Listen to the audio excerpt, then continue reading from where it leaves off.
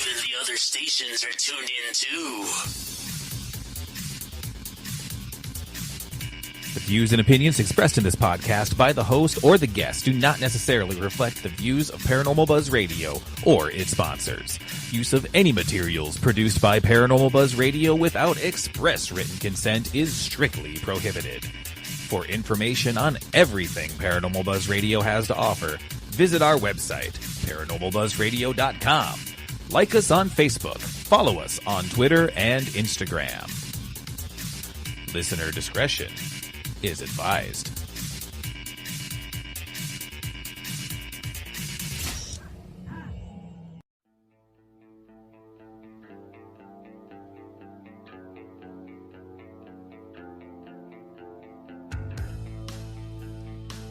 Paranormal Buzz Radio is proud to present Girls vs. Ghosts, The Realm Walker with Kelly McCarville, live, only on Spreaker. Every Wednesday night, 9 p.m. Eastern, 8 Central, 6 Pacific. And as always, join us in our live interactive chat by going to Spreaker.com or downloading the Spreaker app for your devices.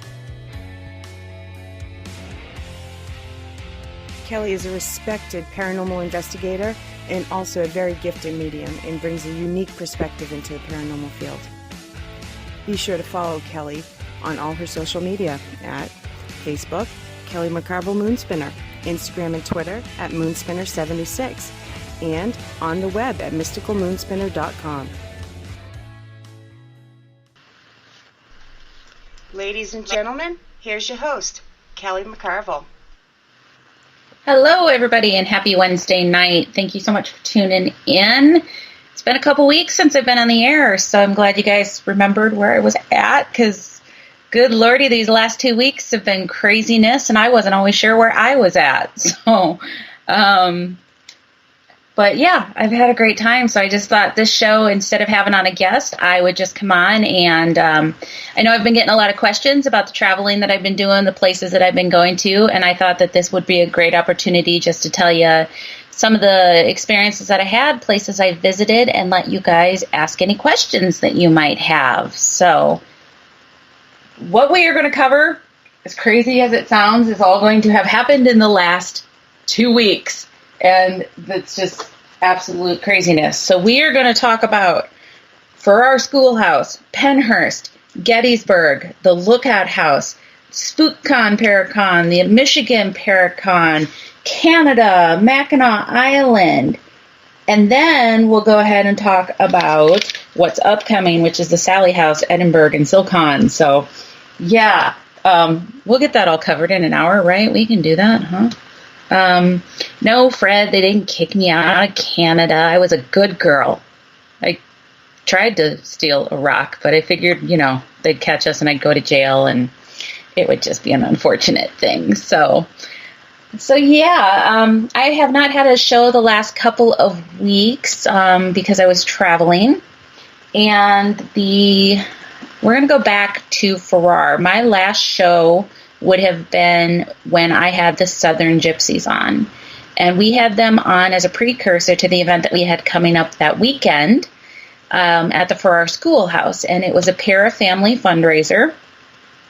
So we, Chris Sutton and I got together, and Coyote Chris Sutton and I got together and decided that we were going to host an event out at the Farrar Schoolhouse.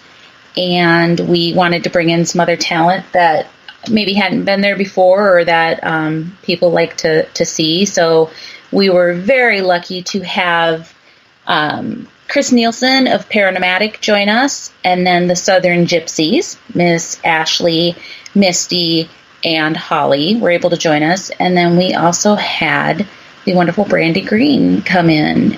Brandy, again, if you guys listen to all the shows, she's from Ghost Hunters International, and I'd interviewed her a few weeks ago. So, we hosted that event, and we had, I want to say, 27 attendees. It was a really good number of attendees, and it just, the evening worked out really well. Everybody had their presentations, and we had a panel situation where everybody was able to answer questions, gave away some freebies, which is always fun. And then we opened up that night with a ritual out at the grandmother tree with Coyote Chris Sutton, and Holly played a song as well, and kind of got the spirits up and going and active so we could start our investigation. You know, you guys, my French is horrible, by the way. I don't speak French at all, so it would be really, really bad if I got stuck someplace that only spoke French. Two-wheel driving practice in. I don't drive on two wheels. It's only Shay that tells you things like that. I'm a good driver when I'm driving. However, there was a possibility because, anyways, we'll get there when we're going to Canada and the whole driving thing. So we had the event out on August 10th, and we had divided up into different groups, and the Chris's, Chris Sutton and Chris Nielsen, were down on the boiler room level. And they were, I believe they spent most of their time in the isolation room, the boiler room. And we're getting some pretty good communication. I'm not going to share everything that they got, mostly because I don't know everything. I really just haven't had a chance to sit down and get everything from them yet. But, people were saying they had some pretty good communication out of that, some really clear responses coming through the devices. On the second floor, or the first floor, however you want to look at it, the gypsies actually were in one of the rooms, and they were performing a seance with their groups. And that was phenomenal. We heard just amazing things coming out of that room, and people saying that the interactions that they had and the experiences that they had during the seances were phenomenal. I unfortunately did not get to experience it myself because I was up on my floor running my groups, but I do know when I walked into the room that night, there was most definitely an energy in the room. So they had definitely rose the vibration in that room,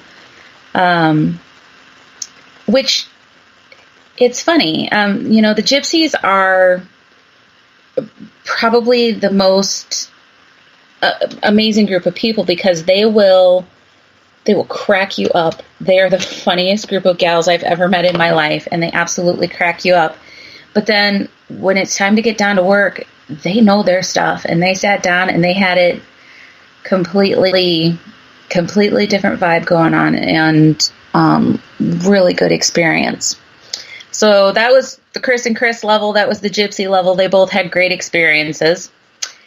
And then you get to third floor, or second floor, or the top floor. I don't know which floors everybody calls everything. That's where Brandy and I were. And that was sad. It was, it's the floor that usually has the most activity. It's got the auditorium. It's got the principal's office. And that's the floor that typically people have the most experiences on. But we were up there, and it was just nothing. There was absolutely nothing going on. It was very, very quiet. We had one guest that had been out to the schoolhouse quite a few times, had a personal experience, but it wasn't even something that could be documented. I know he had some devices going, but I'm not sure if there was even anything necessarily to catch. It was more the sensations that he was experiencing. But other than that experience, it was just, pun not intended or intended, it was dead, But that's okay. Brandy and I, we both are very aware that happens when you go out to a location. It can be really, really quiet. You can get just one or two little nuggets, but we had a great time. We showed everybody, how we do our investigating. And I thought that the pair up of Brandy and I were really good because, as Brandy said when she was on the show, she's most definitely a skeptic. She believes, but it's going to take a lot to convince her that there was something there or something happening. So to pair her up with a psychic medium, it was a good pairing, but we worked together really well. So I like Brandy an awful lot, and I look forward to continue working with her. So, but yeah, that was for our schoolhouse. Yes, Eric, if there's nothing above me, that would be the top floor. Smart butt.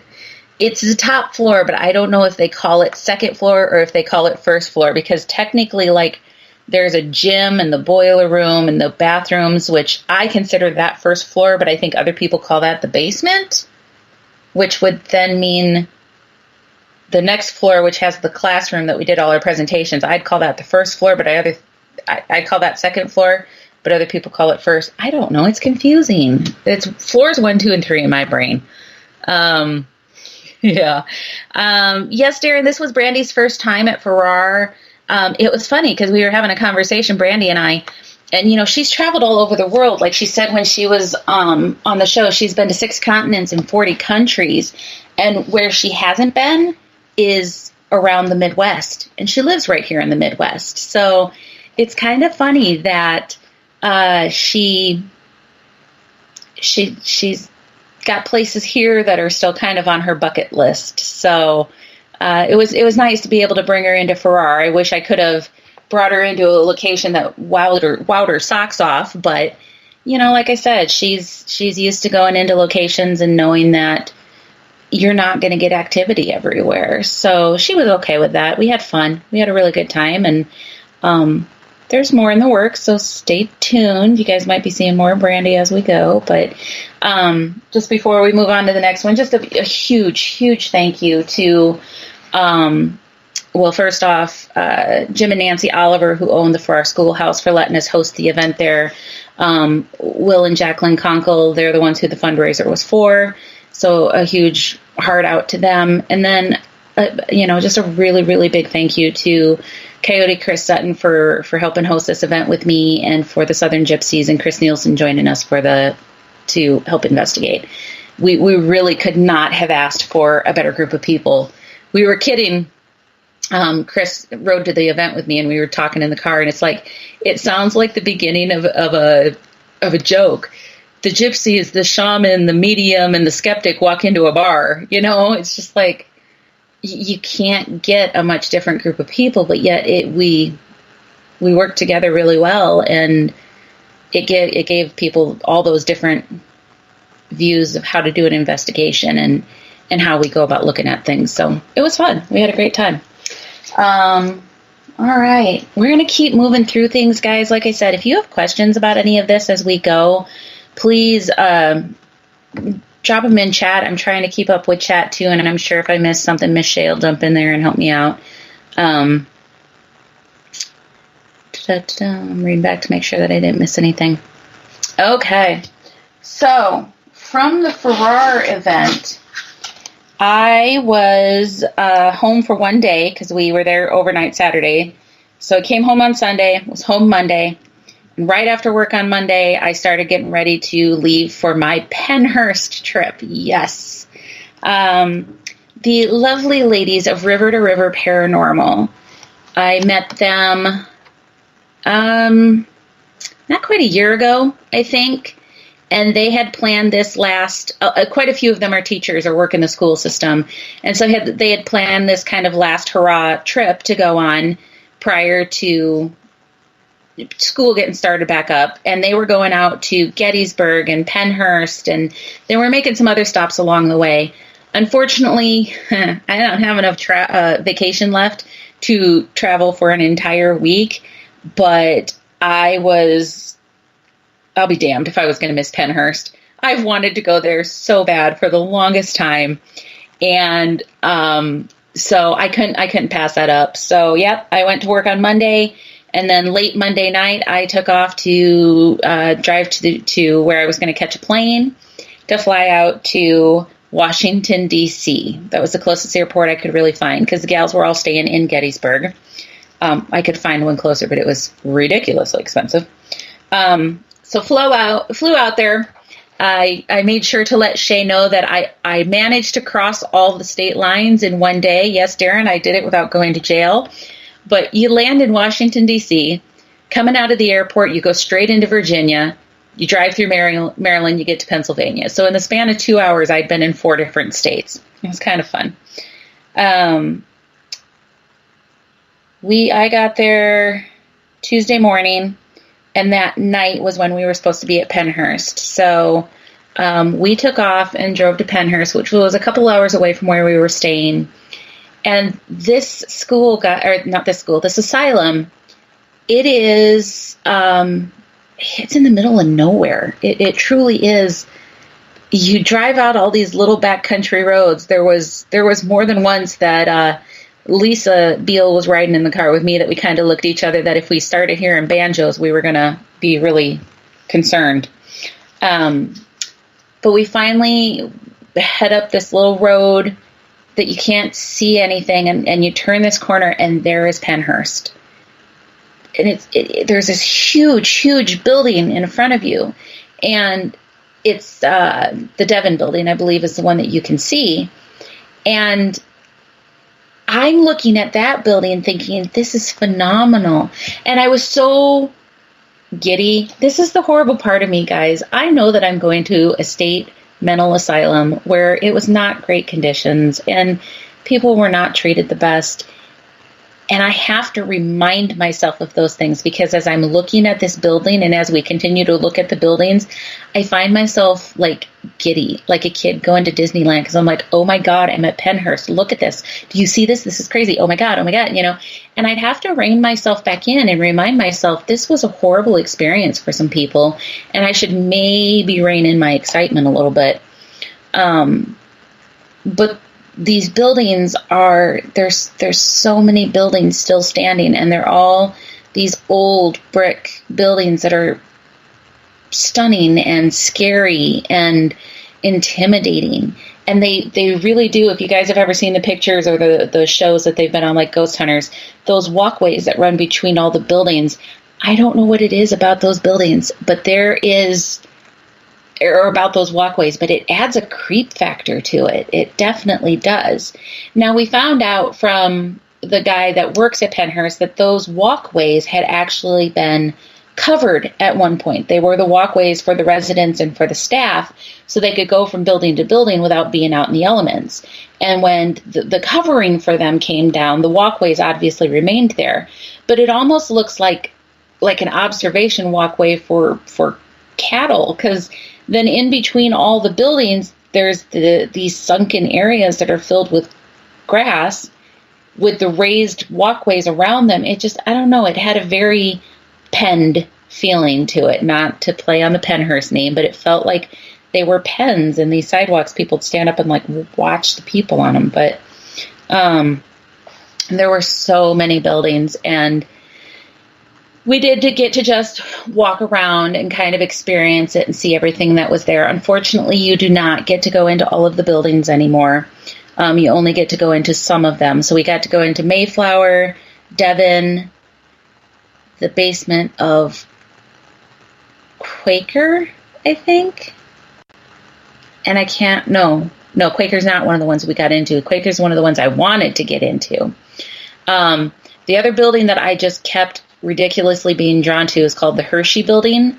And unfortunately, we could not get into the Hershey Building. And it just talked to me all night long. And it was so frustrating. And I said something to the guy that was out there that works there. You have to have one of the guys, you have to have a staff member from Pennhurst on site with you the entire time. So he was there and we could ask him questions quite a bit on and off. So I asked, his name's Justin. I asked him, is there any way we can get into that building? And he's like, no, it's off limits. And I'm like, are you sure? That's a no-go. But he did then inform me that is the building that Ghost Hunters had investigated in, and that's where they had some of their best activity as well. So, I guess score one for me that I was picking up on a building that obviously has some activity, but damn it, I couldn't get into it. So, I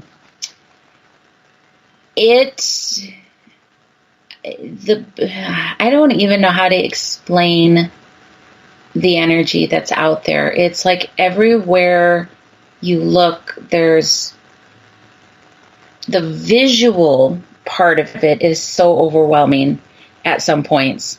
That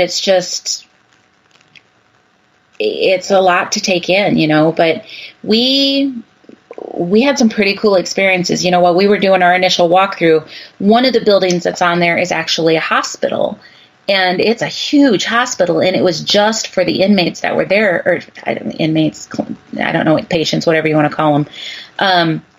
But there were thousands and thousands of patients that were there at any given point in buildings that were not meant to hold anywhere near that many. But I'm walking along, and I kept smelling something that smelled like antiseptic really, really strongly. And I thought, there's got to be a plant that smells like that. And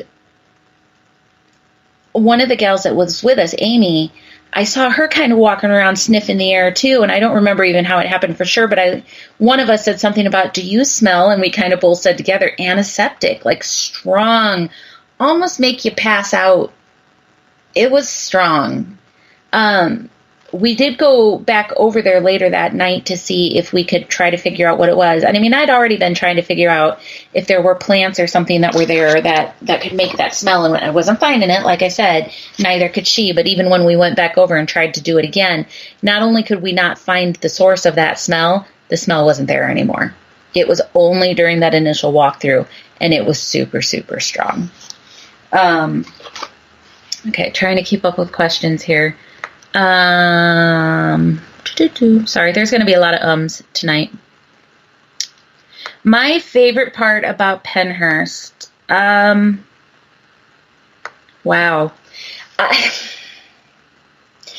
I almost have to say, and I know this sounds like a stupid cliche answer, but I think my favorite part about Pennhurst was just getting to see it, getting to see that history, getting to take a step back in time and see some place that's been so covered, so investigated, so well documented, knowing the history there for at least some of it. I mean, obviously we don't know all the history, but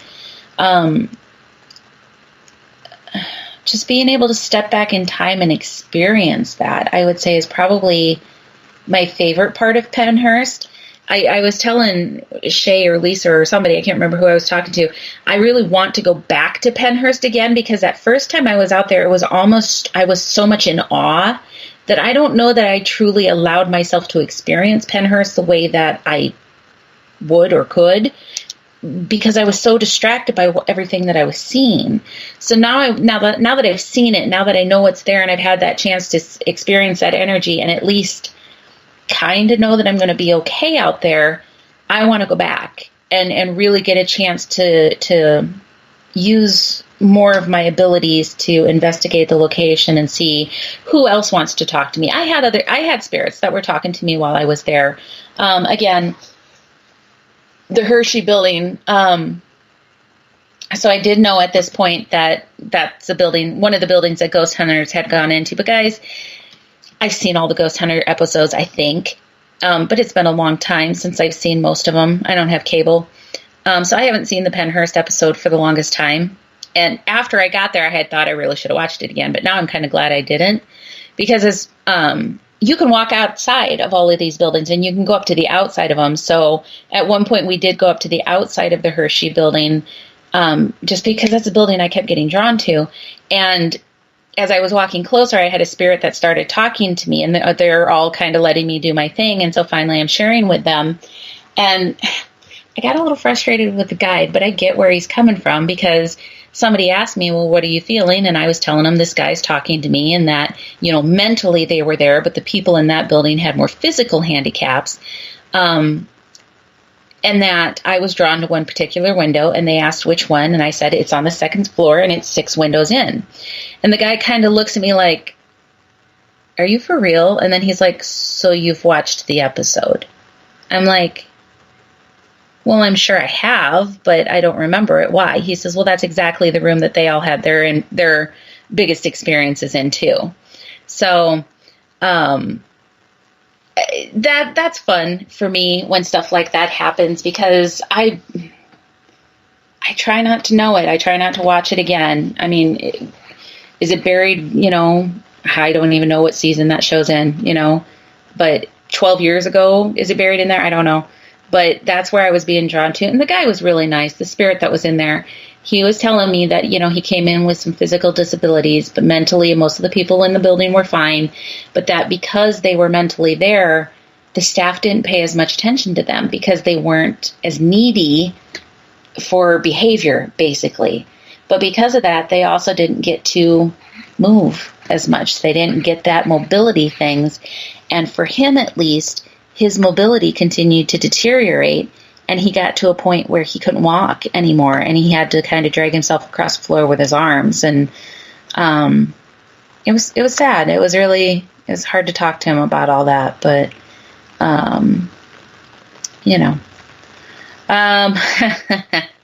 so why did Kelly almost piss herself? Yeah. So Pennhurst, over the Halloween season, will use one of their buildings to actually run a haunted house, like a typical jump scare haunted house thing. But that's all contained in one building, in the administrative building. So we are downstairs in the basement of one of the other buildings that I can't even remember now.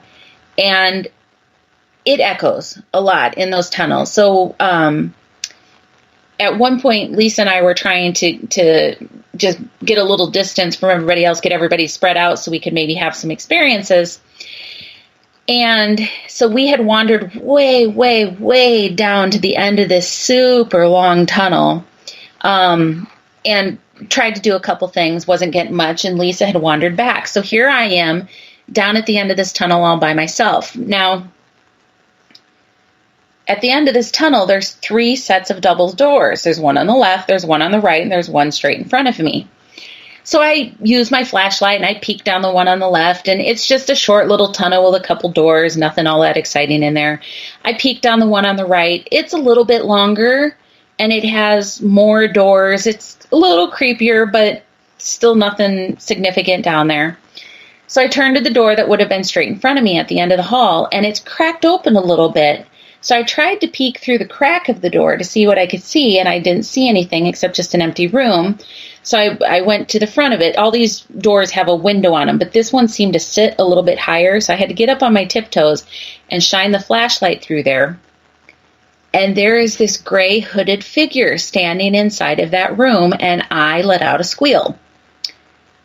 For whatever reason, they had moved one of their haunted house Halloween props over into that room, and it's just this gray gauzy thing standing in that room. It about stopped my heart. It was terrifying. It was just, yeah, it was terrifying. I have a picture of it. If you guys want to see it, let me know. It was horrible. Anyways, so yeah, you definitely feel the sadness pulling up to the building. There's just too much stuff. Eastern State Pen is on my list, Shay. We'll chat about that. Yeah, it's a little frustrating that the guides have to go with you everywhere that you go now. And I get it to a certain extent, because if you look around, there's graffiti and damage everywhere that you go. I will say that, at least for us, the guide that we got that went along with us, he was very good. He was quiet. He was respectful. He let us into the building, and basically he just stayed in the building with us. It's not like he literally was up our butt the entire time. He'd let us into the building and we could roam the building, and that was fine. And then he'd lock up the building when we left that building. So I get it to an extent, guys. I mean, it is an old building. It's, some of it's not in the best of shape. It's starting to fall apart because it costs a lot of money to keep that stuff up and running. But I guess I can see it from the other side of it too, because we were out there, and for the most part, it was all girls. This was a unique situation where the majority of the investigators who went out there were female. And I could also see it from a safety factor for us. It was nice to have a guy who knew the location and could maybe step up if there were other people around, because anybody could have stepped out from behind a building and you wouldn't know they're there until they were there. So I get it from all aspects, but it is that extra body and having to deal with them being there. But he was pretty good about stating when things were him, except he forgot once. we were downstairs in the basement of one of the other buildings, and it's whatever building has the Candyland room. But so we're in this basement, and we'd kind of all broken off into different hallways of this basement, and we're sitting all by ourselves. Now I'm at the end of this hallway that I cannot get out of. Sorry, there's a motorcycle, really loud one driving by. I'm at the end of this hallway that I can't get out of except to turn around and go back. And clear as day behind me, I hear this low growl. Like a growl, guys. And I'm like, what in the hell was that? And I just kind of froze for a second, and I realized everybody else had stopped talking too. And I'm like, they all heard that. And finally somebody spoke up and said, what was that? And the guy that was there, he's like, that was my belly. It's like, damn it. So, yeah. But he's like, I should have spoke up first, but I was just being quiet because you guys all were. So, yeah, that was Pennhurst. It's absolutely an awesome place to go, guys. It is falling apart as it goes, though. Like I said, with that many buildings, that huge of an area, no more money than they take in. It's not cheap to investigate there, but still in the grand scheme of things, it's not a ton of money. The buildings just, they can't keep up with them. So if you guys want to go to Pennhurst, if you want to experience as much of it as you can, I suggest you guys do it sooner than later, because unfortunately I see this being one of those locations that's going to continue to be less and less accessible as we go. And it's most definitely one that we want to do. So I know that I'm already planning my next trip back. So we will share with you details on that later. All right. From Pennhurst, we actually left and we went back to Gettysburg because that's where we were staying. And the next day we got up and we went to a couple different locations, but then we went to see my friends at the Gettysburg Ghost Exchange. And that is run by Steve and Pam Berry and helped out by Eric Julian, who's here in chat with us right now. Great people, great people, super fun. They also are the hosts of the Gettysburg Battlefield Bash that happens in July. And in chatting with them, and I knew this, but they're also the owners of the Lookout House, which is located just outside of Gettysburg. So while we're talking to them, the house comes up, and we get to talking, and it's arranged that we're going to go out and see the Lookout House, that the gals and I can all go out, because I'd seen it before when I was there in June for a Paracon. And I got a chance to go out there and do an investigation with several people, including the Ghost Brothers. But the gals that I was with had never seen it. So we arranged to go out and actually see it. And we were just going to look at the house and do a quick walkthrough and get out of their hair because it was kind of late. And they're like, no, you guys can investigate. Go ahead. So, it would have been rude of us to not investigate after they asked us to. No, we were dying to. Don't tell them, but we were dying to investigate. So yeah, we got to go clear throughout the house and sat in the smoke room, and we ended up in the attic where one of the gals has an SLS camera, and you could see like a figure that was sitting on what looked, I think it was a fish tank, but you could see it like sitting there swinging its legs, and it was there more than once. It was kind of cool. But my favorite part of the Lookout House that evening, at least, is we had gone down to the second floor, and we'd been in one of the bedrooms where they'd reported some activity. And lucky enough for me, during my live feed that I was doing that night, a friend of mine, Kristen Jeffers, was watching, and she said, hey, actually, we got more activity in the other bedroom. You should go over there. So we did. And we had a REM pod running, and it was sitting on the bed. Guys, I've been on a lot of investigations with REM pods, and I have never, ever seen one work. Never. Definitely not consistently. Definitely not in a way that, I'm sorry, guys, my dog is barking at something. and definitely haven't seen a REM pod work in a way that I would say that it was actually responding to anything. So we're upstairs in this bedroom, and it had been kind of quiet, and one of the gals reached out and said, well, here, let me show you how the REM pod works. And she touched it, and it made the noise because she touched the antenna like it's going to. And she backed away from it, and then it went off again. And we're like, well, was that just left over from her? And so we waited for a little bit, and we're like, well, if that was you guys, do it again. And it's beep, my jaw's dropping at this point because I've never seen a REM pod work before. And it was pretty consistently working for us for probably 15 minutes. We'd ask it, can you make it sing again? We would call it singing. Can you make it play a song or sing? And it would fairly consistently answer us. So that was really, really cool. If you guys want to see that, go out to my Kelly McCarville-Moonspinner page, and there's a live feed for that I was doing while that was all happening. Super cool experience. I don't know what we've caught for evidence yet, Darren. I haven't, of course, had time to go through any of mine, and I don't know if the gals have gone through any of theirs or not.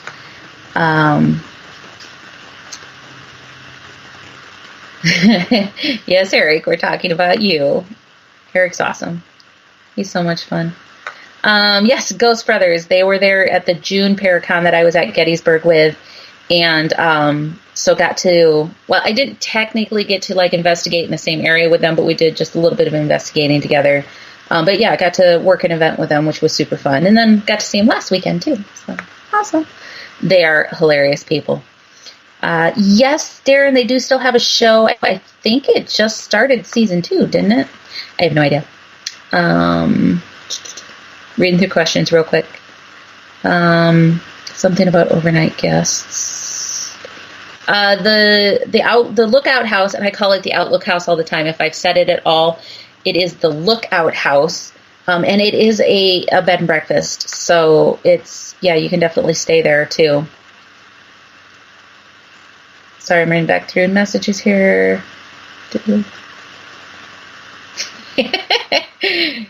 Eric, you're funny.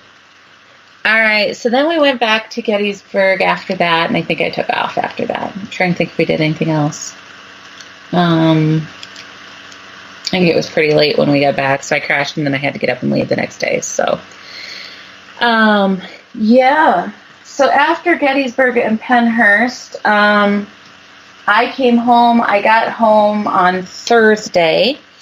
I was home and went to work on Friday.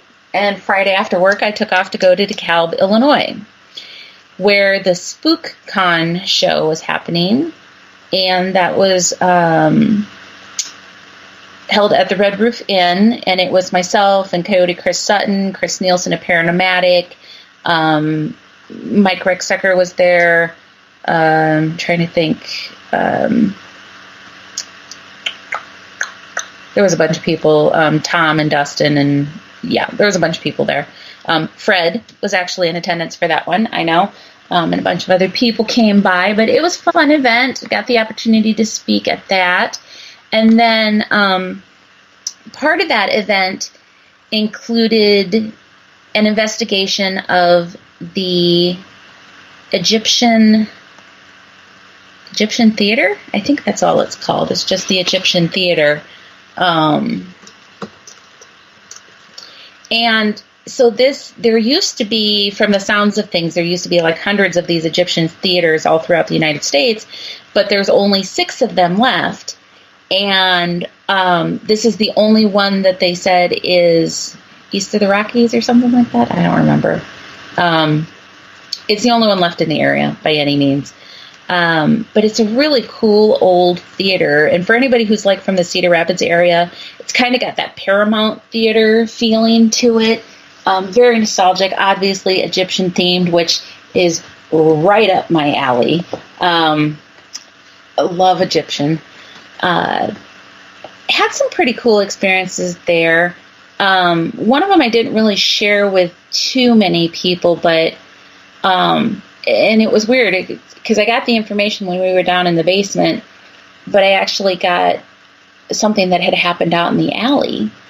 And it was just about a lady who had been assaulted and murdered out in the alley. And I don't know if it necessarily had anything to do with the theater itself, but it's just, for whatever reason, that's when I made that connection to her, is that she'd been out in the alley, she'd been jumped, there were 3 of them, they raped her, they killed her. And it would have been about the 1950s is kind of what I was getting. There's a lady that haunts the balcony of the theater, and I did connect with her while I was in there, and it was kind of a sad story, because I asked her why she stayed up in the balcony, because you would think if you're going to haunt a theater because you want to watch the shows and stuff like that, wouldn't you sit down front where you have the best seats rather than up in the balcony? And basically she said that she could never afford to go to the theater when she was alive, but she loved the theater. And so now that she's passed, that's what she does all the time, and she goes to the theater. Which, good for her. That's what she should do. The other funny thing that happened when we were at the Egyptian Theater is we were doing a little bit of a walkthrough, and one of the guys that was with the theater was telling us what they knew of it, and I did go ahead. I'd done my walkthrough at this point already, so I did go through and listen to the history, to walk with him. But he was saying that the owner of the theater, or the owner or manager, had actually died in the theater and told us right where he had passed away, and I think from a heart attack. But he said, we don't think that he realizes that he's dead, and he's just continuing to go on with his daily activities and blah, blah, blah. And I'm just sitting there listening to him, and as he's saying he doesn't realize that he's dead, I hear this voice behind me, kind of low, not like one of those super, super low, but a baritone voice go, "Of course I know I'm dead, you moron." It's like, okay. And I'm trying not to laugh because he's doing his presentation, but yeah, it cracked me up and I laughed. Trying to read through messages here. Walk like an Egyptian. Yes, love that song. Thanks, Mom. It is going to be stuck in my head now. We were getting some activity. Fred and Chris and I, along with some other people, were up in the balcony, and we had the K2 and the periscope running, and we did get a couple responses that we couldn't debunk. Unfortunately, it wasn't super, super consistent, but there were several times that it answered where it was consistent, so it was definitely interesting. And, one of the times was specifically the K2 was hitting, which was great. But we said, well, can you make the periscope go? And it went clear through the colors. Now, I don't know enough about it to know what that means. But, it was like a clear rainbow over to one side and rainbow back to the other. It's like, okay, that's really cool. Unfortunately, we couldn't get that one to repeat, though. So, anywho. Reading through notes here real quick. Okay. So that was the Egyptian Theater and SpookCon, which was amazing. And then after that, I came home, and just for anybody who doesn't know, because I like to embarrass her, so I got home Sunday. Monday was Mama Pat's birthday. And we won't say how many years old she was, but, since I'm only 29, she couldn't be more than 39, right? But she had a birthday, and we had to get together for her. So if you didn't get a chance to wish Mama Pat happy birthday, please do, because she's awesome. She brought me into the world and had to put up with me. That woman deserves crowns and diamonds and lots of alcohol.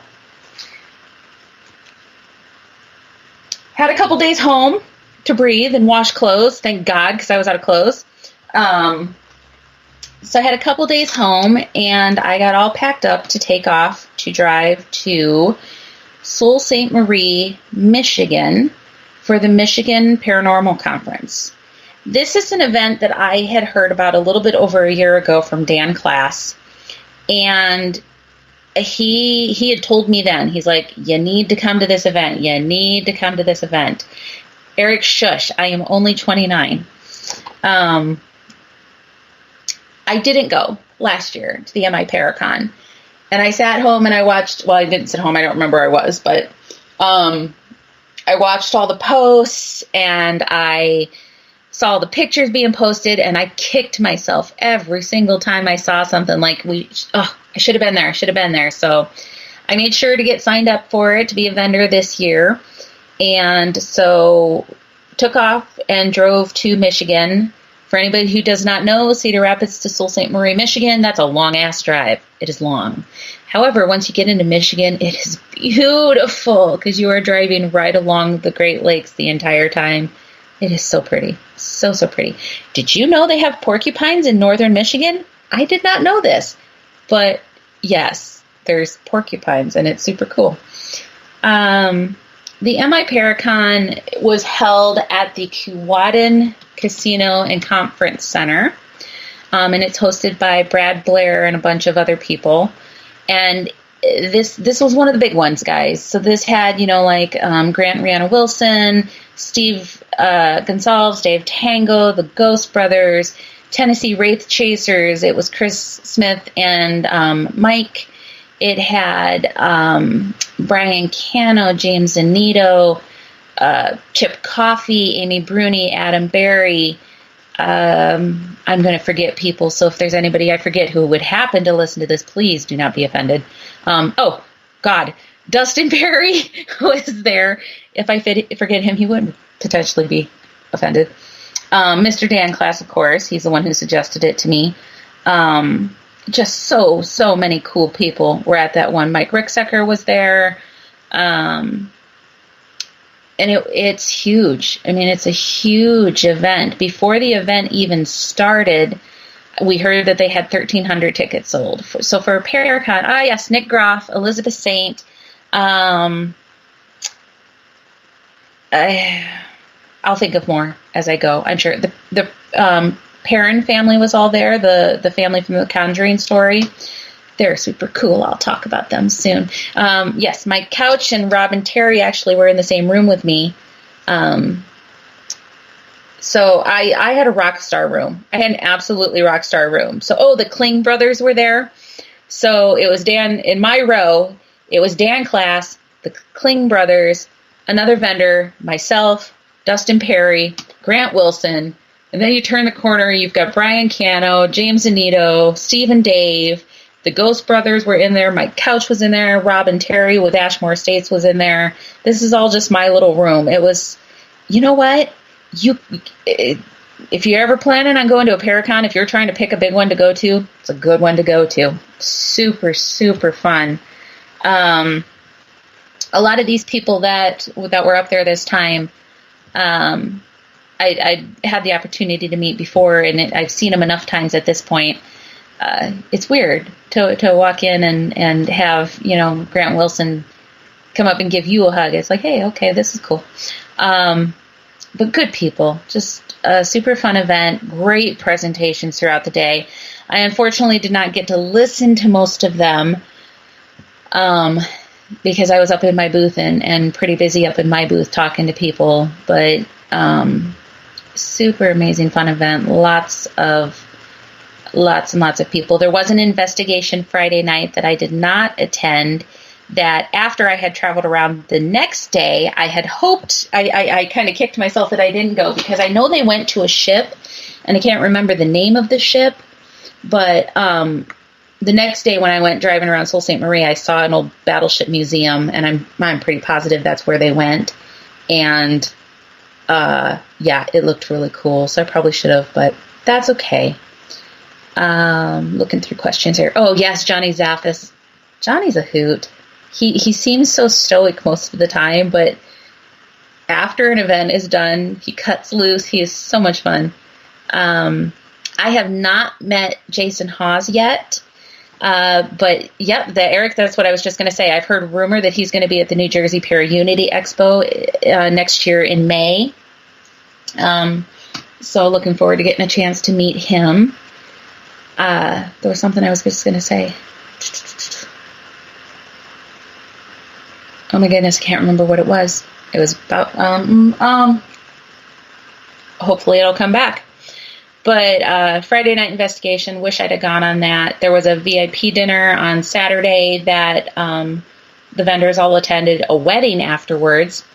I actually had the opportunity, like I'd said, to meet the Perrin family, which is a real family from The Conjuring.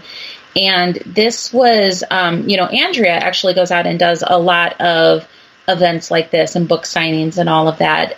It's not typical to have her entire family there. The entire family was there. Her dad, her 3 sisters, herself. Her mom has unfortunately passed away at this point. And a big thank you to Mike Ricksecker for making that introduction. But just the nicest people, and it was, it was the stupidest encounter with her because I knew Mike had met her and, it was just kind of a brief wave to her the first time I passed by her. So I hadn't really met her at this point, but we were at dinner Friday night and we went to the buffet just in the casino. As I'm walking by her, here she comes walking at me. And I'm like, Andrea, hi, it's so nice to meet you, and she was sweet as could be, but she didn't know me from Adam, and I'm greeting her like somebody I know, like a friend of mine. And I realized after the fact, I'm like, she doesn't know me. She doesn't know why I'm acting like I know her, because I don't. So we got to where we were right next to each other again, and I said, sorry about that. I said, I know Mike Ricksecker, and I know he knows you guys, and I should have probably explained that rather than just, walking up and talking to you.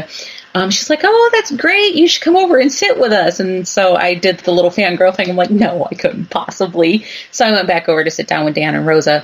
But I did, that's part of what these events are about is meeting people and getting an opportunity to get to know them better. So yeah, when I got done eating and I knew they'd had enough time to get done eating, I went over and I joined Mike and Andrea and her family, and oh my gosh, they are the greatest people. They're so nice and so friendly and funny as hell. And just, I don't know if it's just because I knew Mike or if it's just we clicked or whatever the case, but Andrea just kind of accepted me right into the group, and it was phenomenal. And throughout the weekend, then, every time I walked by one of them, they'd stop me and give me a hug, and they're such nice people. So I did get a book from her, and it's signed by the entire family, and I believe I am okay to say that somewhere in the future, Miss Andrea is going to be a guest on the Realm Walkers. So be watching for that date to be announced. I don't have it arranged yet. She knew I was traveling up until yesterday, and she's traveling now, I think, until tomorrow. So I'm supposed to give her a call, and we'll start getting it figured out. But she's got she wrote books to tell the actual Conjuring story. I'm sure everybody's seen the Conjuring movies, and they were phenomenal. They were great movies, but they're not what really happened. And so she's written books to actually share the real story. And so I want to make sure that I have read the book and hear her side of the story before I have her on the show. So it's going to be a little bit out, but super, super excited to have her on the show. She's a beautiful person, and her entire family is amazing. Okay, let's look back through notes here. So yes, Jason Hawes will be at New Jersey. Katrina was not at this event, but she was actually at the New Jersey Expo last May when I was there. So I did get to meet her. Thank you, Dustin, for that. Dustin Perry introduced me to her. So that was super fun. Elizabeth was at this event.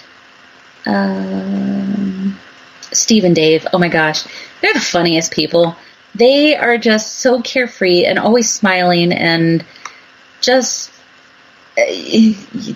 friendly. They're friendly people, I hadn't got an opportunity to say hi to Dave yet because everybody's busy.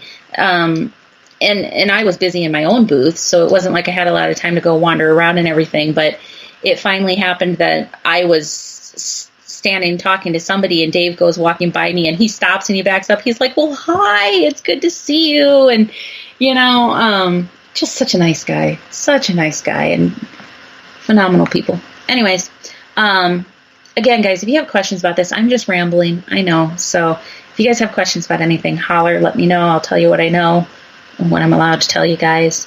I've talked to Elizabeth a couple times. I'm actually looking forward. She's going to be at Malvern Manor on October 19th for an event that Chris Case is hosting. It's going to be her and Ashley Godwin. I think those are the celebrities that are part of that, if I'm remember. I have to look. I don't remember who all is even going to be there, but I'll be at that event too. And so I'm looking forward to getting a chance to investigate with her. I did once before, just a tiny bit, but she's very nice, very smart, like wicked smart.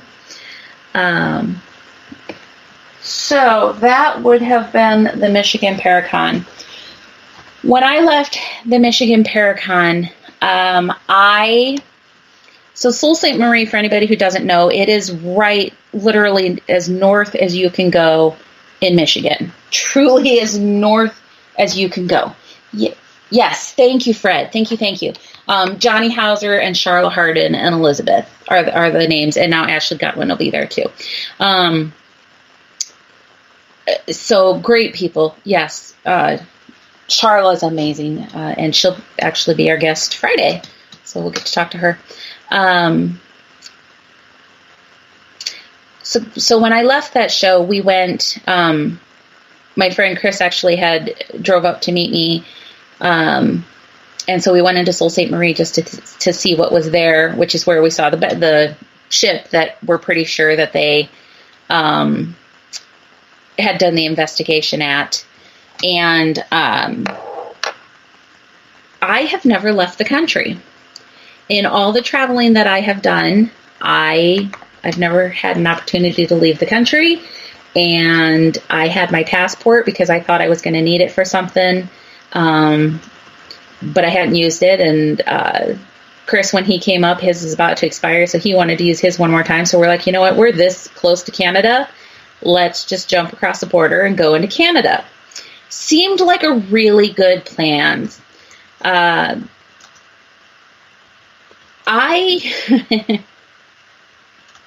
am not a huge fan of bridges, for anybody who knows anything about me. I love water. I love to swim. I'm a strong swimmer. I like boats. I spend time in and on the water. It's not a fear of water. I have a fear of bridges. Specifically, I have a fear of being trapped underwater, and it has to do with going into the water in my car. It's not a good thing. It's a stupid, irrational, debilitating at times fear of bridges. Yeah, so there is a huge ass bridge that you have to cross to go from Sault Ste. Marie into Canada, to the point that I almost bailed because it was terrifying. I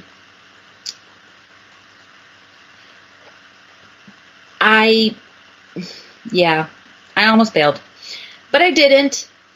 But I also didn't drive, which is probably a really good thing because to go across this bridge, the speed limit is 30 miles per hour. It's a huge bridge and you have to crawl across it. Thank God for Chris. He drove. It is not see-through, so that was a bonus. It is over this gorgeous water. If you guys have never been up by the lakes, especially up that far north, the water is just this ridiculously beautiful turquoise color. It is so pretty. But I'm sure that the prettiness would not make a difference if I'm drowning in it. So, it still terrified me.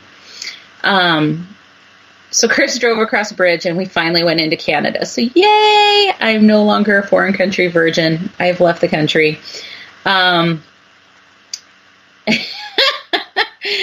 Mama Pat, Kelly can only cross a big bridge if she closes her eyes, so it's wicked when she's the driver. Yeah, that's kind of true.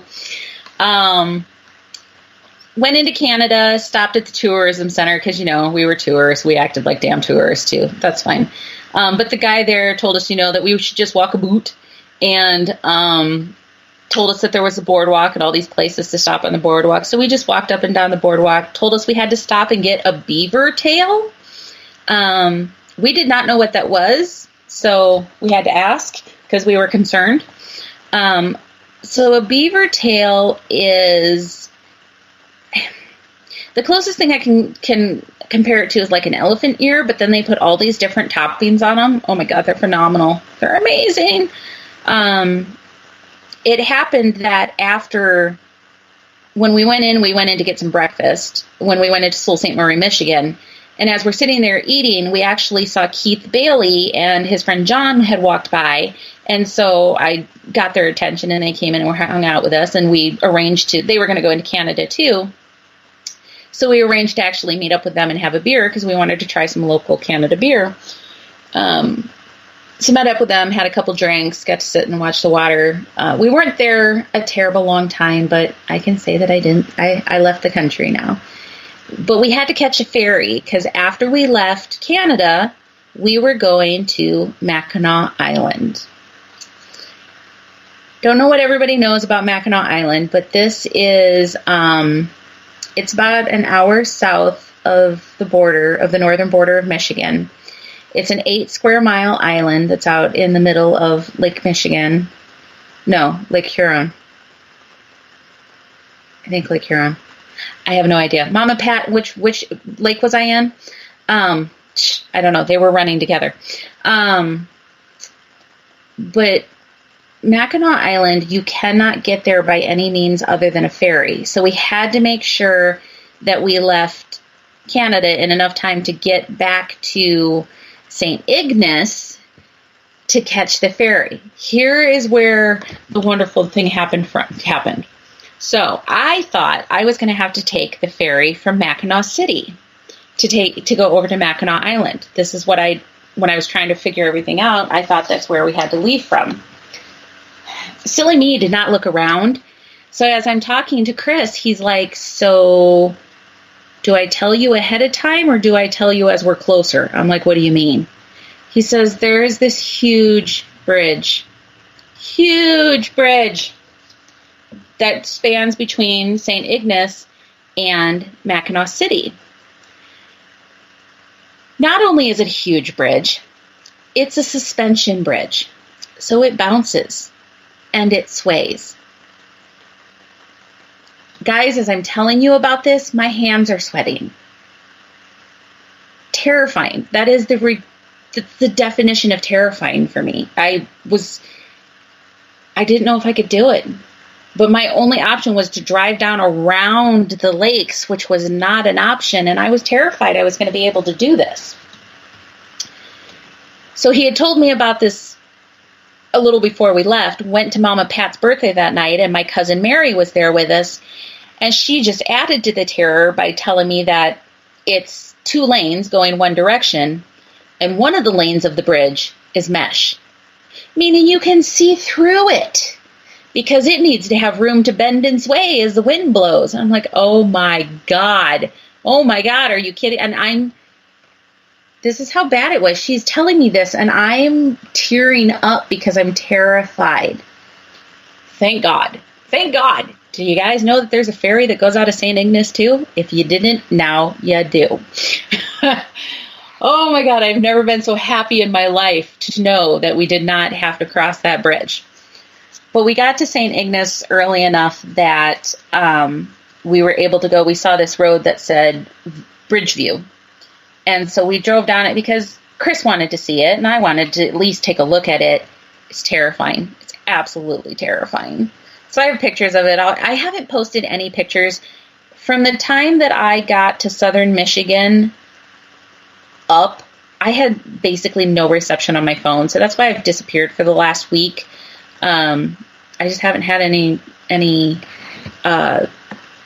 reception to post anything. So anyway, so we take this ferry over to Mackinac Island, and it was just us, and there was another couple that was on the boat that they actually live on the island, and come to find out, the gal that was on there works at Mission Point, which is where we were going to stay. And so she, of course, we have to ask, fill us in on the ghost stories. What do we have to see? What can we not miss? And so it was wonderful. It was like our own little tour guide saying, well, be sure to see this, be sure to see this. It was great. Even to the point that she was telling us, that she was a security guard at Mission Point, and if there were places we wanted into, to kind of let her know. We did get access to everything we wanted to, though, so it worked. So Mackinac Island is an 8 square mile island that basically has been frozen in time. They don't allow cars there at all. In 1898, people brought over the first horseless carriages to the island, and there was so much noise contamination from the vehicles, and it was scaring the horses that were there, that they just sat down in 1898 and they decided to ban vehicles, and it stuck. It's clear through today. Currently on the island, there are 3 vehicles that we know of. There is an ambulance, there is a fire truck, and we saw one other maintenance vehicle that we don't know for sure what it was, but there was one other maintenance type vehicle that we saw. Oddly enough, with there not being vehicles on the island, both nights that we were there was a vehicle that went by the hotel. It was the weirdest thing, because we're sitting there and we have the window open and we hear something go by, and one night it was raining. I'm like, is that rain? And he's like, no, it's a car. Oh, that's a car. So we don't know. We don't know what it was, if it was just the ambulance and it didn't have its lights on, or what's the case. But so yeah, anywhere that you want to go on the island, you have to walk, or there are bicycles, or there are horse and carriages that you can take, or you can rent a horse. So there's multiple options, but absolutely no cars. So I've done a lot of walking in the last 3 days, which is great. But we wanted to hit the historic spots. We wanted to hit the spots that were potentially haunted and see what investigating we can do. So in our research prior to going to the island, we actually came across a witch's drowning pool. Now this is phenomenal, guys. This is an 8 square mile island, and it's picturesque and it's a tourist spot, but there's a drowning pool for witches on the island. And when we found a site that said a bunch of the haunted locations that were on Mackinac Island, most of the time, guys, you know me, I'm not going to research stuff. I'm not going to read stuff to get details. I could not stop myself. I read that one because it was just too interesting and too close to home for me. That's something that's always just resonated with me. It's like the witch trials. So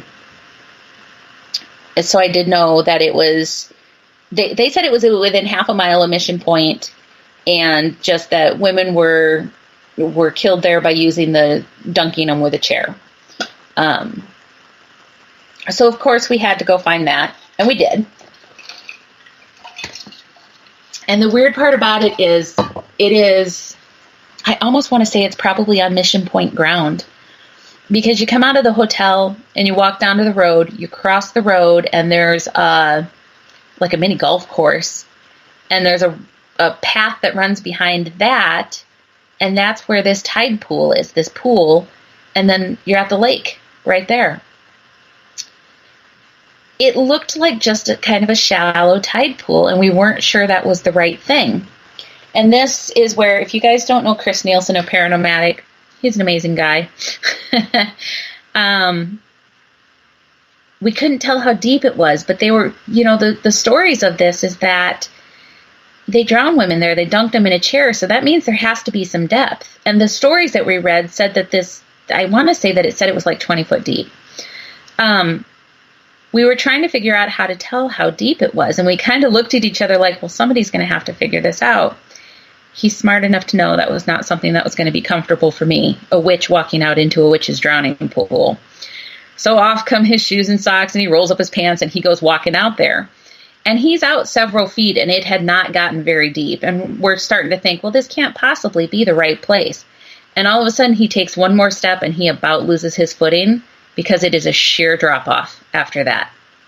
So you go out a few feet, and then you just plummet. There's nothing underneath you.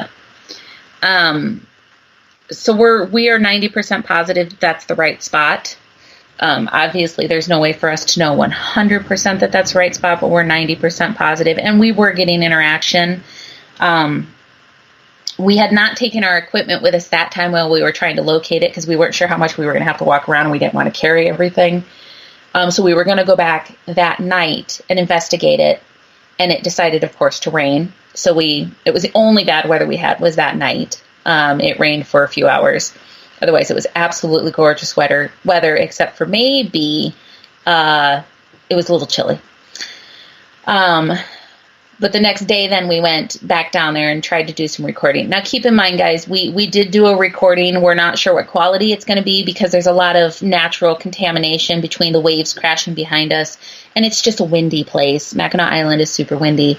But we tried to do a communication session, and I was connecting to one of the ladies that was there. And actually, the first time that I had gone out there, she showed me her being at the bottom of this pond and looking up because the water is super clear. And she looked up and she saw another lady floating above her who had been tied by her ankles and was floating dead above her.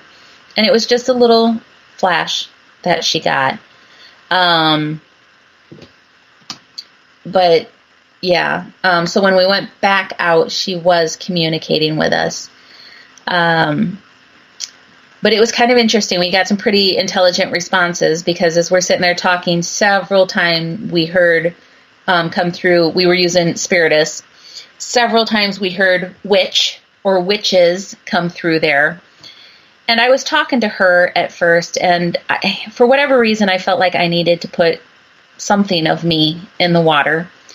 So I took off my socks and shoes, and I just put my feet in the edge of the water. And it should have registered with me that it couldn't be real because Chris had walked out in it the day before.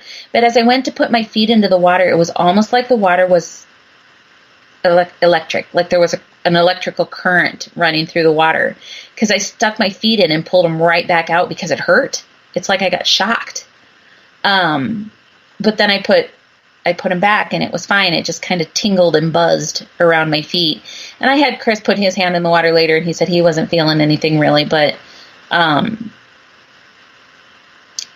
there were different points while I'm sitting there, and I will, full disclaimer, there's loose rock all around this pond. And so as I'm sitting there, if I'd move my foot, the rocks would kind of shift and adjust beneath you.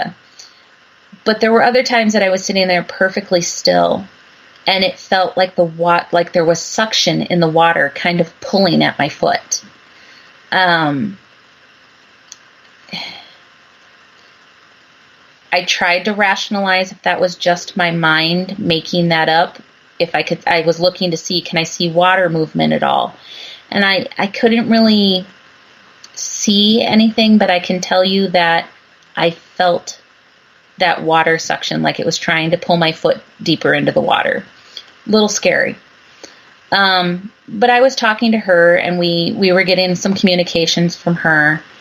And then just from the things she was telling me, I was starting to get frustrated. I was getting angry at the people who do this because I don't care. I don't care what your justifications are. I don't care how righteous you are, how in the right you think you are. How do you take a human being and kill them? How do you do that? How do you look somebody in the eye as you're tying a huge boulder to them to drop them in a pond? How? I don't get it. So I started getting angry. And I'm going to be the first one to tell you guys that provocation is not the way to do an investigation. I strongly opposed provocating. And I didn't mean to. But at one point I started talking to the guy, and I said, I want to talk to the person who killed these women. And I'm like, come and tell me why you did this. Why? What justified you to kill these women, to end their lives? And I did kind of get a little pushy with him. I'm like, I'm a witch. Come and talk to me. What are you going to do about it? I'm not scared of you. And it's more than I usually do. And looking back, I probably shouldn't have. It was interesting enough that one of the times that I said, what are you going to do, that water suction started pretty hard. To the point that I pulled my foot out of the water. But I put it back because I'm not going to be scared of him, And she even warned me at one point. She, the spirit that I was talking to, she's like, you need to be careful. He's getting angry. And I said, I don't care. I'm not scared of him. Yeah, probably not my best investigation, but it was just, I don't know. It just hits close to home for whatever reason. And to know that and it feels like primarily there was one person that led that charge, and we never did get his name. I really didn't get any information about him, but it's just too much. It was too much. The other places that we explored while we were there, we went up to Fort Mackinac. It's a fort that was built up on the top of the bluff, so you could basically see completely around the island from it. I want to say, I can't even remember when it was built. It was part of the War of 1812. It's been there for a really long time. It's got a really, really long history. Super cool. Lots of energy running around there, but it was hard to tell. There was a lot of people. It was fascinating to look at. So it was a little distracting, to be very honest, but, they have reenactors running around all the time. And throughout the day, they will do presentations where they fire rifles and they shoot cannons. And I can't imagine how much activity that much must stir up for any spirits that still linger in that location to have that constant trigger. I mean, they're trigger objects that are there all day, every day, setting those spirits off. So, it was not a situation where we could get into the fort by ourselves. We are currently in the process of trying to figure that out. We don't know that it's going to happen, but we are in the process of trying to figure out if there is any way to get into the fort on our own to do an investigation, because it would be amazing. Got up into where the cemeteries were, went to Skull Cave.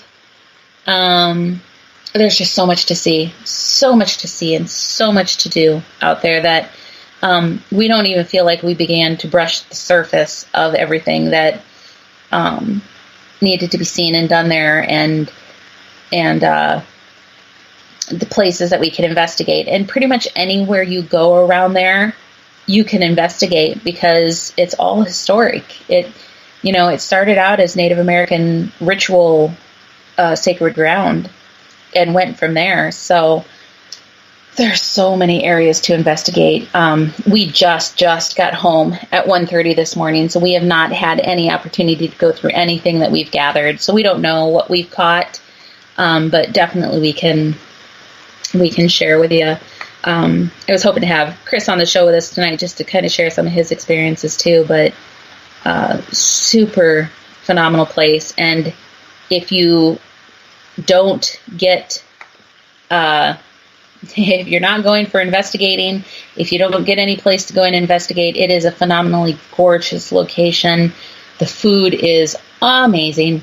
Totally worth a trip. So, good night, Fred. So just got home from Mackinac Island yesterday. I am home for just a couple days. And that's my 2 weeks. That's what I've done. Oh, take a breath, Kelly. But no, I can't do that. Because on Saturday, I get to take off and go with the lovely Cynthia and Roland and Taylor and I believe Emmett and Debbie, and we are going to the Sally House in Atchison, Kansas. I've never been to the Sally House. I I'm not sure how I feel about going to the Sally house. I'm excited, but I'm a little nervous. I know enough about the history to know that they think at one point there was a demon in the house. I don't know that I believe at this point that there possibly can be with as many people that go in and out of there. If there was truly a demon in the house, it would not tolerate people coming in to investigate every other night. So I don't know that I believe there's anything still there, but still makes me a little nervous. But so yeah, Saturday I'll be taking off. I thought I was going to be doing a little bit of filming for a documentary that I'm going to be a part of, but we had to reschedule that, which is awesome. That's fine. We'll get it figured out. He's trying to arrange myself and another person whose schedule is also super, super busy. So we'll reschedule that filming for some time. But we'll be at Sally House on Saturday with Raven Rose, and yes, absolutely, I will try to do some lives while I'm there. Darren, to answer your question, yes, there's definitely cemetery. There's family plots out at the cemetery. Not everything is in family plots, but you can definitely see there's family plots that are out there, and they're really cool and old.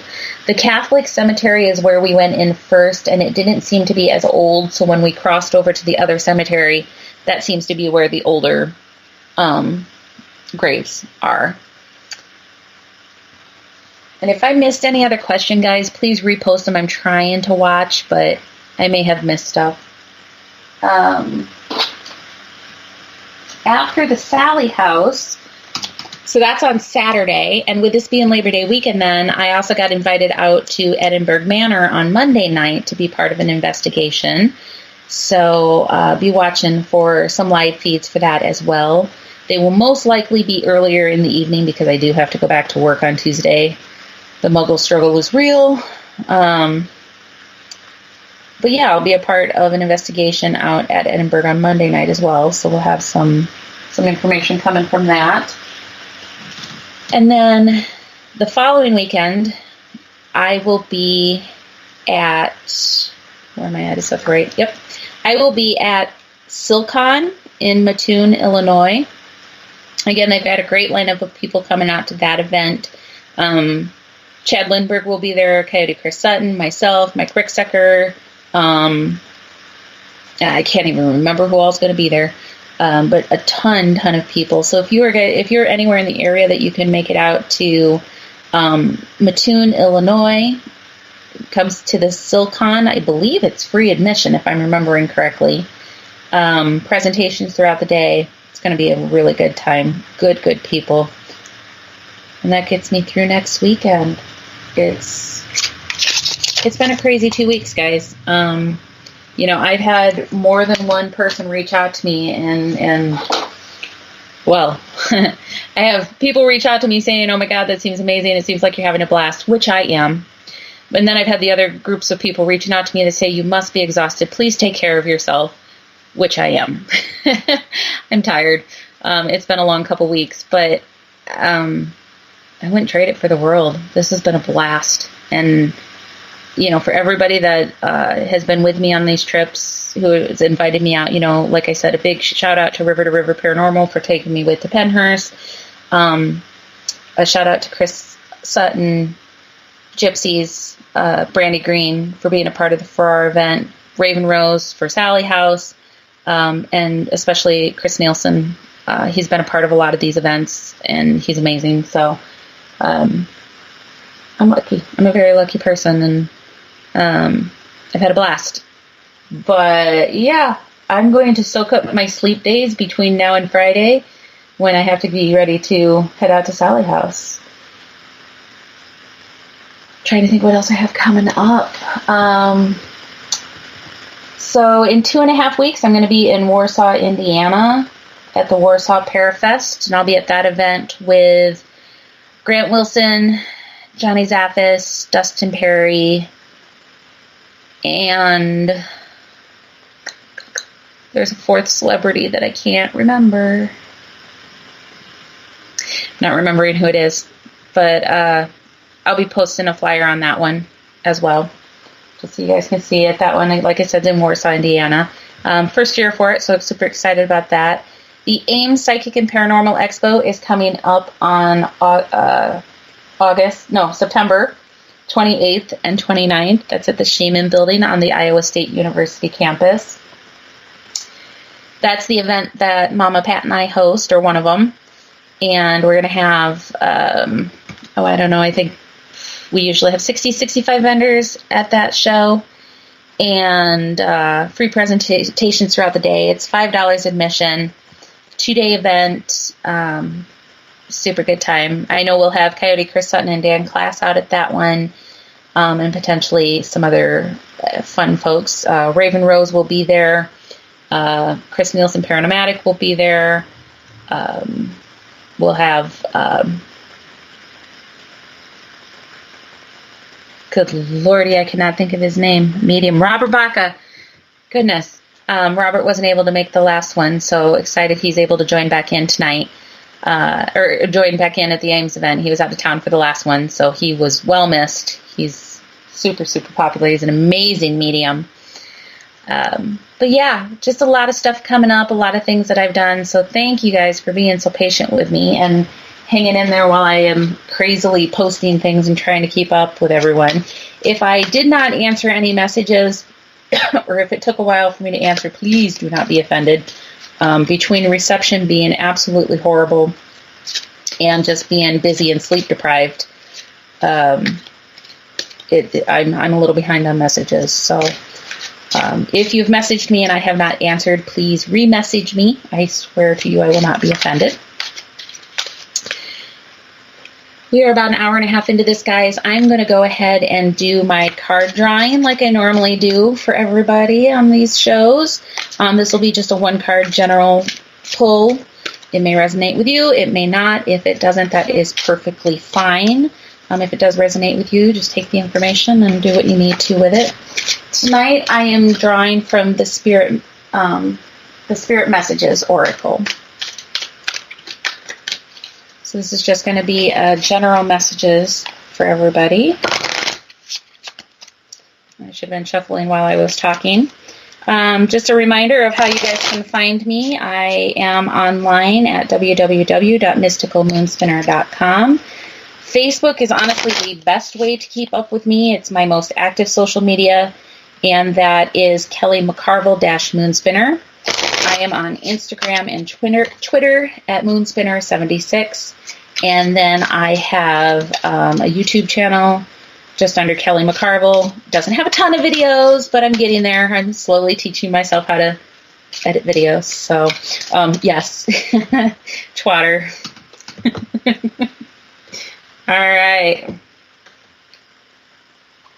So the card that I drew tonight from the deck is called the Support Card. People come into your life for many different reasons. Some you learn from and then they move on, while others return often because you need to learn more from those individuals. Others remain beside you throughout your entire life. We bring you this card because we understand how much support you're in need of at this precise time. Take a good look around you and ask yourself, are the people in my life supporting me and encouraging me to learn and grow? Every relationship is about giving and receiving. There should always be an even exchange of energy, one of give and one of take. If you're feeling drained, it's a clear indication that you're not in alignment with someone or even a group. Surround yourself with those who will help you be all that you can be. Everyone needs support. We're here for you, encouraging you to reach out and find like-minded souls, a support group, or an awareness class to share your goals, aspirations, and spiritual experiences. By doing so, others will learn from you at the same time. Find the support you need, and you will see how your soul will soar. Guys, this card is resonating with me.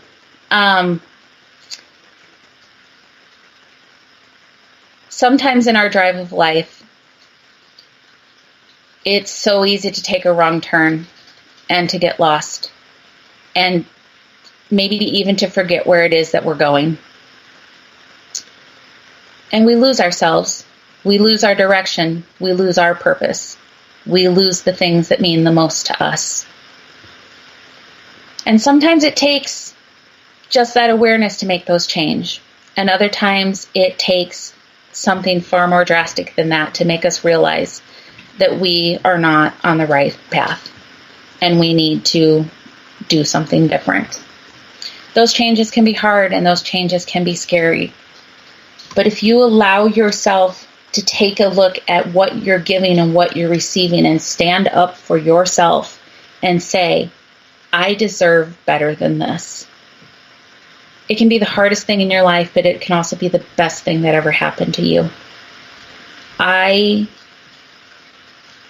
You guys are probably tired of me saying how happy I am with where my life is at and how grateful I am for the things that I'm experiencing.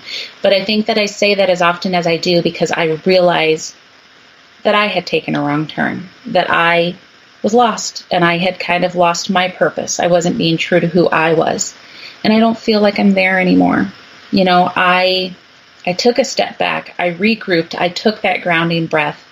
And I have been shown more support and more love and more opportunities and more friends. And take all of that out. I'm happier and I feel better. Who can ask for more than that? You know, but these things have to happen. You have to take a look at what's going on from you. What is your support system? Do you have the right support system?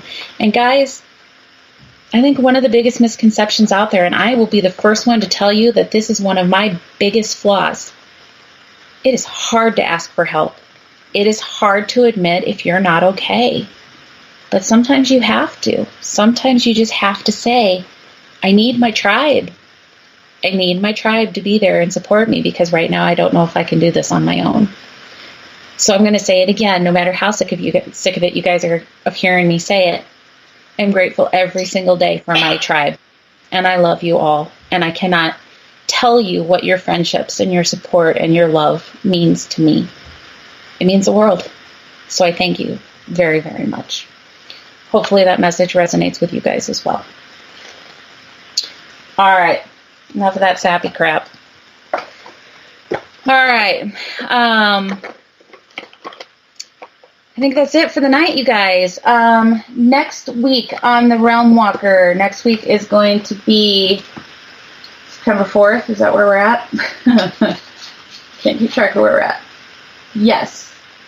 Next week will be September 4th. My guest is going to be Ron Haskett of Shadows Redemption, and we'll be getting some information posted about him. And yeah, past that, I don't have a whole lot of my schedule figured out yet. I'm still firming up some dates with some people, but I'll get the schedule posted of guests here very shortly. But thank you so much for tuning in tonight, guys. Like I said, I know that I was off for a couple weeks. I can't promise that we're not going to have a couple of weeks here again where we're hit and miss, but just always pay attention to my page and to Paranormal Buzz. Shay is phenomenal and amazing, and I cannot thank her enough for all the work that she does behind the scenes to make us all successful. So thank you for keeping track of me and keeping my show going when I am nowhere to be found. So yes, love her to death. Yeah, because I get lost and confused, and all of a sudden I realize, oh shit, it's Tuesday night. I haven't posted a thing. But I look, and Shay's got it all covered because she's phenomenal. So thank you all so much, you guys. Love you all. Have a happy Wednesday, and I will talk to you all next Wednesday night.